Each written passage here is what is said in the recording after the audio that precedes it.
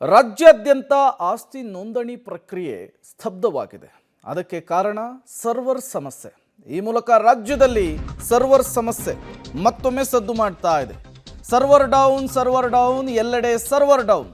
ರಾಜ್ಯಾದ್ಯಂತ ಆಸ್ತಿ ನೋಂದಣಿ ಪ್ರಕ್ರಿಯೆಗೆ ಹಿಡಿದಿದೆಯಾ ಗ್ರಹಣ ಅಂಥೇಳಿ ಸರ್ವರ್ ಸಮಸ್ಯೆಯ ಎಫೆಕ್ಟ್ ಇಸಿ ಪಡೆಯಲಿಕ್ಕೆ ಜನರು ಪರದಾಟ ನಡೆಸ್ತಿದ್ದಾರೆ.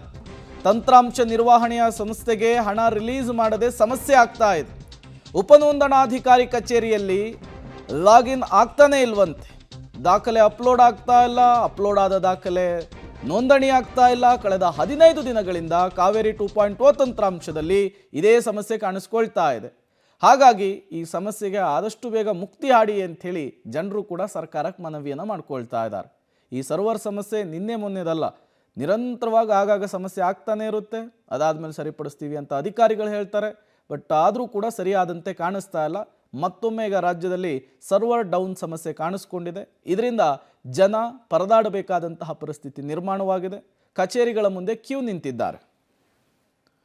ಮತ್ತಷ್ಟು ಡೀಟೇಲ್ಸ್ ಕೊಡ್ತಾರೆ ರಾಘು, ನೇರ ಸಂಪರ್ಕದಲ್ಲಿ ಜಾಯಿನ್ ಆಗಿದ್ದಾರೆ. ರಾಘು, ಪದೇ ಪದೇ ಈ ಸರ್ವರ್ ಡೌನ್ ಸಮಸ್ಯೆ ದೊಡ್ಡ ಮಟ್ಟದಲ್ಲಿ ಸದ್ದನ್ನು ಮಾಡ್ತಾ ಇದೆ. ಈಗ ಮತ್ತೊಮ್ಮೆ ಸರ್ವರ್ ಡೌನ್ ಸಮಸ್ಯೆ ಅನ್ನೋದು ಗೊತ್ತಾಗ್ತಾ ಇದೆ. ಅಧಿಕಾರಿಗಳು ಏನಾದರೂ ಗಮನ ಹರಿಸ್ತಾ ಇದ್ದಾರಾ? ಜನರು ಏನು ಹೇಳ್ತಾ ಇದ್ದಾರೆ ಈ ಬಗ್ಗೆ ಅಂತ ಹೇಳಿ? ಪ್ರೇಮ, ಕಳೆದ 15 ದಿನಗಳಿಂದಲೂ ಕೂಡ ಸರ್ವರ್ ಡೌನ್ ಸಮಸ್ಯೆ ಬಹಳ ದೊಡ್ಡ ಪ್ರಮಾಣದಲ್ಲಿದೆ.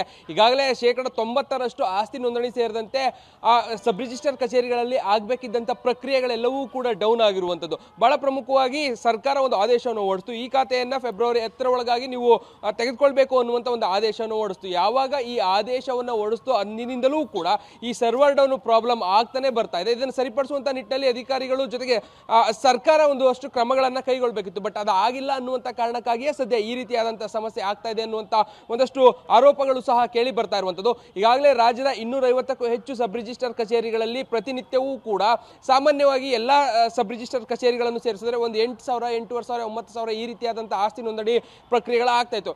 ಈಗ ಕಳೆದ 2-3 ದಿನಗಳಿಂದ 1,000, 1,500 ಅಂದರೆ ಶೇಕಡ 90-95% ಕಂಪ್ಲೀಟ್ ಆಗಿ ಆಸ್ತಿ ನೋಂದಣಿ ಇಳಿಕೆ ಆಗಿರುವಂಥ ಕಾರಣಕ್ಕಾಗಿ ಜನ ಪರದಾಡುವಂಥ ಪರಿಸ್ಥಿತಿ ನಿರ್ಮಾಣ ಆಗ್ತಾ ಇದೆ. ಅವ್ರಗಳಿಗೆ ಸ್ಲಾಟ್ ಅನ್ನು ಕೊಡುವಂಥ ವ್ಯವಸ್ಥೆಗಳಾಗಿರುತ್ತೆ. ಇಂಥ ದಿನ ಬರಬೇಕು ನೀವು ಅನ್ನುವಂಥ ಸ್ಲಾಟ್ಗಳನ್ನು ಕೊಟ್ಟಿರ್ತಾರೆ. ಆ ಸ್ಲಾಟ್ಗಳು ಸಿಕ್ಕಿದ್ರೂ ಕೂಡ ಅಲ್ಲಿಗೆ ಬಂದು ಕಾದು ನಿಲ್ಬೇಕಾದಂಥ ಪರಿಸ್ಥಿತಿ, ಸಂಜೆ ತನಕ ಕಾದ್ರೂ ಕೂಡ ಅವ್ರಿಗೆ ಅವರ ಕೆಲಸಗಳು ಆಗ್ತಾ ಇಲ್ಲ. ಸೊ ಸರ್ಕಾರ ನಿನ್ನೆ ಕೂಡ ಈ ವಿಚಾರಕ್ಕೆ ಸಂಬಂಧಪಟ್ಟಂತೆ ಕಂದಾಯ ಸಚಿವ ಕೃಷ್ಣ ಬೈರೇಗೌಡರು ಕೂಡ ಪ್ರತಿಕ್ರಿಯೆಯನ್ನು ನೀಡಿದ್ದನ್ನು ಆದಷ್ಟು ಬೇಗ ಸರಿಪಡಿಸ್ತೇವೆ ಅನ್ನುವಂಥ ಮಾತುಗಳನ್ನ ಹೇಳಿದ್ರು. ಬಟ್ 15-20 ದಿನಗಳಿಂದಲೂ ಕೂಡ ಸಮಸ್ಯೆ ಇರುವಂಥದ್ದು ಗೊತ್ತಿದ್ರೂ ಕೂಡ ಅದನ್ನು ಬಗೆಹರಿಸುವಂಥ ನಿಟ್ಟಿನಲ್ಲಿ ಯಾವುದೇ ರೀತಿಯಾದಂತಹ ವೇಗವಾದಂತಹ ಕೆಲಸ ಕಾರ್ಯಗಳು ಆಗಿಲ್ಲ ಅನ್ನೋದು ಬಹಳ ಸ್ಪಷ್ಟವಾಗಿ ಗೊತ್ತಾಗ್ತಾ ಇದೆ. ಸದ್ಯಕ್ಕೆ ಇದು ಸಮಸ್ಯೆ ಬಗೆಹರಿಯುವಂಥದ್ದು ಕಷ್ಟ ಅನ್ನುವಂಥ ಮಾಹಿತಿಗಳು ಕೂಡ ಸಿಗ್ತಾ ಇದೆ. ಸೊ ಹಾಗಾಗಿ ಸರ್ಕಾರ ಇದಕ್ಕೆ ಏನಾದರೂ ಪರ್ಯಾಯ ವ್ಯವಸ್ಥೆಗಳನ್ನು ಮಾಡಿ ಬೇಗ ಸಮಸ್ಯೆ ಬಗೆಹರಿಸುವಂಥ ನಿಟ್ಟಿನಲ್ಲಿ ಕೆಲಸಗಳನ್ನು ಮಾಡುತ್ತೆ ಅನ್ನೋದನ್ನ ಕಾದ್ ನೋಡಬೇಕಿದೆ. ಪ್ರೇಮ್. ಓಕೆ ರಾಘು, ಹಾಗೆ ಸಂಪರ್ಕದಲ್ಲಿರಿ, ಮತ್ತಷ್ಟು ಡೀಟೇಲ್ಸ್ ನಿಮ್ಮಿಂದ ಪಡಿತಾ ಹೋಗ್ತೀನಿ.